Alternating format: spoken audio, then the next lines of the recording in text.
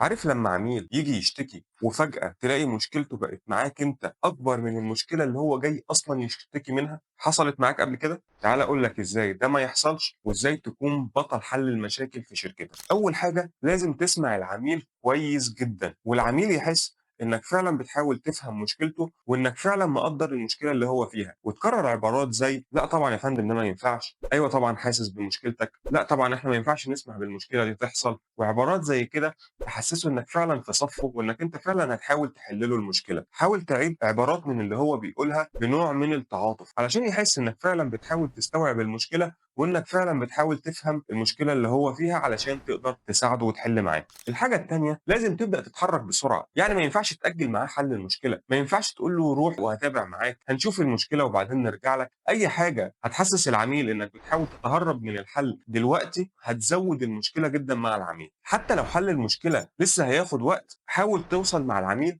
لحلول مؤقته تحل له مشكلته دلوقتي لحين الحل النهائي. تالت حاجة ودي نقطة مهمة جدا، إنك لازم تتابع مع العميل حتى لو مشكلته لسه ما خلصتش. لازم بين فترة والتانية تتصل بالعميل تقول له انت وصلت فين في حل مشكلته. لازم انت اللي تتابع معاه قبل ما هو يتابع معاك. صدقني وعن تجربة خطوة المتابعة دي هتخلي العميل مرتاح جدا، وهتسمع عبارات زي لا انا مش قلقان علشان انا شايفك انت اللي بتتابع، شكرا على اهتمامك، تعبتك معايا. عارف لما هتعمل كده العميل ده هيتحول من عميل سلبي عنده مشاعر سلبية كتير تجاه الشركة لعميل مخلص جدا جدا وولاؤه الكامل ليك ولشركتك. لان جزء كبير من مخاوف العميل انه مش هيعرف ياخد حقه او انه اتنصب عليه، انت بمتابعتك معاه هيطمن انك انت فعلا متابع وانك فعلا مهتم بانك تحل معاه، وهو اللي هيسوق لك انت وشركتك. فخليك فاكر، اسمع كويس، اتحرك بسرعة، وتابع مع العميل قبل ما هو يتابع معاك.